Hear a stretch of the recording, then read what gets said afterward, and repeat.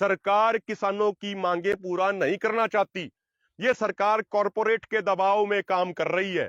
इसलिए किसान भाइयों, हाथ जोड़ के विनती है, यदि अपने हक और अधिकार लेने हैं तो एक जिंदा कौम की तरह, जिंदा समाज की तरह लगातार आंदोलन लड़ते रहने पड़ेंगे।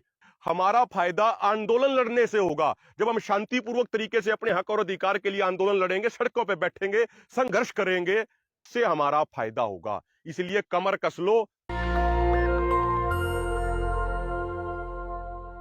किसान भाइयों, गेहूं की फसल पक के तैयार खड़ी है। पीछे पकी हुई गेहूं की फसल है। जिस खेत में हम खड़े हैं, यहां पे गेहूं की फसल कट चुकी है। प्रधानमंत्री हमारे देश के पिछले 4-5 साल से लगातार एक नारा देते आ रहे थे कि 2022 तक किसानों की आय दोगुनी करेंगे। 2022 भी आ गया, अप्रैल का महीना चल रहा है, लेकिन अभी तक तो किसी किसान की आय दोगुनी हुई नहीं। उल्टा संसद के अंदर एक रिपोर्ट बताती है कि झारखंड, मध्य प्रदेश, नागालैंड, उड़ीसा जैसे राज्यों में किसानों की आय कम हो गई। मध्य प्रदेश में जहां पहले एक किसान की आय 9,300 रुपए के आसपास थी, अब वो घट के लगभग 8,500 रुपया रह गई। इसी तरीके से नागालैंड में 11,500 रुपए से घट के लगभग 9,500 रह गई। तो यहां पे तो आय बढ़ने की बजाय, आय दोगुनी होने की बजाय किसानों की आमदनी लगातार घट रही है। और सबसे महत्वपूर्ण बात यह कि एक रिपोर्ट आई है, वो रिपोर्ट ये कहती है कि स्विट्जरलैंड में एक किसान को इंटरनेशनल प्राइसेस से 41% ज्यादा अपनी फसलों की कीमत मिलती है। चाइना में इंटरनेशनल प्राइसेस के मुकाबले 10% ज्यादा अपनी फसल की कीमत किसान को मिलती है। यूरोप के अंदर 4% ज्यादा मिलती है। और भारत में इंटरनेशनल प्राइसेस के मुकाबले 14% कम कीमत किसान को मिलती है। प्रधानमंत्री जी कहते थे आय दोगुनी करेंगे, लेकिन मैं आपको एक छोटा सा उदाहरण देता हूं। आज से 4-5 साल पहले प्रधानमंत्री फसल बीमा योजना लाई गई थी। अभी पार्लियामेंट के अंदर एक रिपोर्ट सबमिट हुई पार्लियामेंट की कमेटी के सामने, और उस रिपोर्ट में कहा गया कि पिछले 5 साल से, जब से यह प्रधानमंत्री फसल बीमा योजना लागू हुई, 5 साल से बीमा कंपनियों ने लगभग 1,26,000 करोड़ का प्रीमियम कलेक्ट किया और किसानों को क्लेम दिए 87,000 करोड़, यानी 87,000 करोड़ के। यानी सीधा सीधा बीमा कंपनियों को इस फसल बीमा योजना से 39,000 करोड़ का मुनाफा हुआ है पिछले 5 सालों में, यानी हर साल लगभग 8,000 करोड़ रुपया। और यही कारण है कि प्रधानमंत्री मोदी जी जिस गुजरात मॉडल का जिक्र कर करके, जिस गुजरात मॉडल का ढिंडोरा पीट पीट के प्रधानमंत्री बने थे 2014 में, वहीं की गुजरात की राज्य सरकार ने पिछले कई सालों से फसल बीमा योजना को बंद कर रखा है, क्योंकि उनका साफ कहना है वहां की राज्य सरकार का इस फसल बीमा योजना में बहुत सारी त्रुटियां हैं और उन त्रुटियों के कारण किसानों को नुकसान हो रहा है और कंपनियों को, बीमा कंपनियों को लगातार फायदा हो रहा है। समझने की बात है कि यह भी है, यदि पिछले 16-17 दिनों की ही बात की जाए तो डीजल के दाम 10 रुपए प्रति लीटर से भी ज्यादा बढ़ गए। और अब ये 10 रुपया प्रति लीटर दाम बढ़ने से एक साल में किसान की लागत लगभग 2,500 से 3,000 रुपया प्रति एकड़ बढ़ गई। मैं आपको एक्सप्लेन करता हूं। अभी गेहूं कटाई के बाद अगली फसल की बुआई करनी है, तो कम से कम 5 बार खेत की जुताई करनी पड़ेगी, बहाई करनी पड़ेगी। एवरेज 3 से 4 लीटर डीजल एक बार लग जाता है ट्रैक्टर में, तो 5 बारी में आपका लगभग लग गया 20 लीटर। साल में 2 फसल बुआई करेंगे आप, 2 फसल बोएंगे तो आपका लग गया 40 लीटर। पूरे भारत में कहीं बिजली के ट्यूबवेल है नहीं, ऐसा तो है नहीं कि भारत के हर कोने में बिजली के ट्यूबवेल हैं। जहां बिजली के ट्यूबवेल नहीं है, जैसे अभी हम जो खड़े हैं यहां पे, यहां बिजली के ट्यूबवेल बहुत कम है, तो इंजन से ट्यूबवेल चलते हैं, दूर दूर से लाइन दबा के लाते हैं, तो लगभग 14 से 15 लीटर डीजल एक बार लग जाएगा खेत को भरने के लिए, जिसको हरियाणवी में कह देते हैं पड़े करने के लिए। तो लगभग आप एवरेज निकालोगे, कुछ फसलों में ज्यादा पानी चाहिए होता है जैसे धान की खेती में, तो कुछ में कम भी चाहिए होता है जैसे बाजरा की खेती में। तो आप एवरेज निकालोगे तो एक फसल को लगभग 4 बार उसकी सिंचाई करनी पड़ती है पूरे सीजन में, और एक बार 14 से 15 लीटर लगता है, तो आपका एक फसल पे लग गया लगभग 60 लीटर। 2 फसलों पे आपका लग गया 120 लीटर। 40 लीटर आपका पहले लग चुका है, तो 160 लीटर सीधा सीधा आ गया। उसके बाद आप अपना गेहूं, अभी गेहूं कटा के अपना गेहूं लेके जाएंगे आप मंडी में, उसके बाद आप यूरिया डीएपी के कट्टे लाएंगे, उसमें भी तेल लगेगा। अभी जो ये डीजल के रेट बढ़ने से लगातार, जो पिछले 1 साल से जब से मोदी सरकार आई है, खासकर जब से लगातार बढ़ते जो जा रहे हैं, तो जो कंबाइन वाले जो पैसे लेते थे उसका भी रेट बढ़ गया, जो तूड़ा बनाने के लिए रैपर वाले रुपए लेते थे उसका भी रेट बढ़ गया।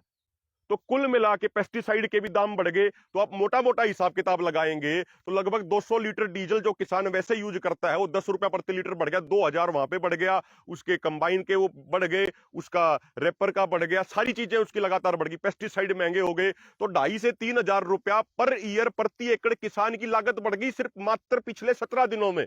और प्रधानमंत्री जी कहते हैं कि हम आय दोगुनी करेंगे।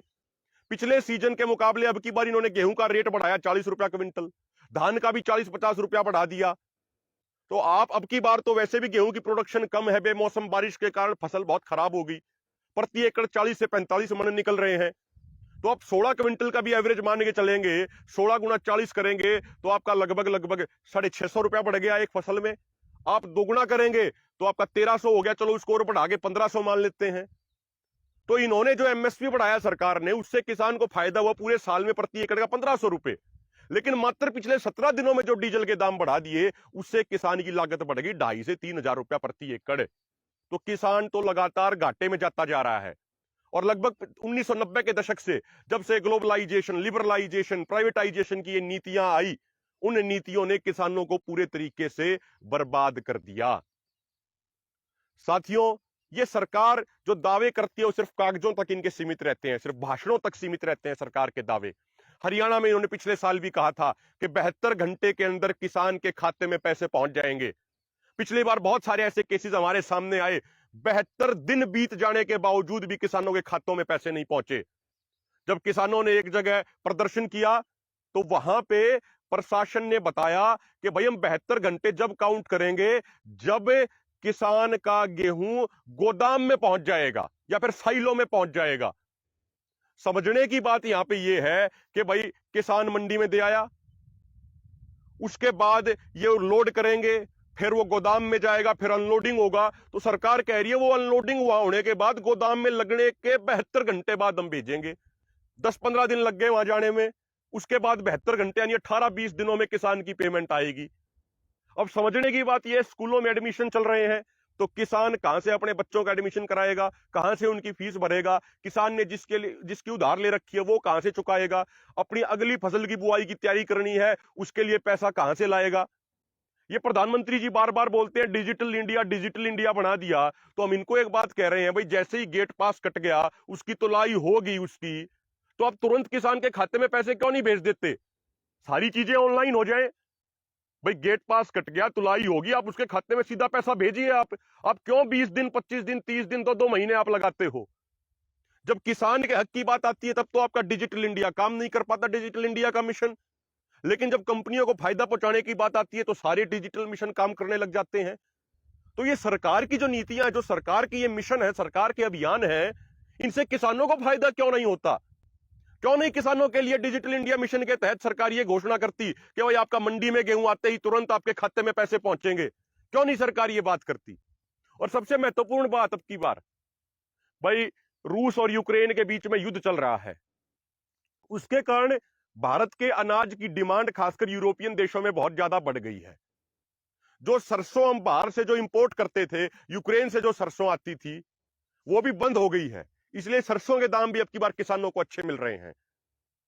सबसे महत्वपूर्ण बात यह है कि भाई सरकार एक गारंटी दे किसानों को कि भाई न्यूनतम इस एमएसपी पे तो आपका बिकेगा ही बिकेगा, उसके अलावा उससे जितना ऊपर बिक जाए उतना ही बढ़िया। मध्य प्रदेश के जबलपुर हाईकोर्ट की आज से 4 से 5 साल पहले की एक हियरिंग है, एक किसान संगठन वर्सेस मध्य प्रदेश गवर्नमेंट की।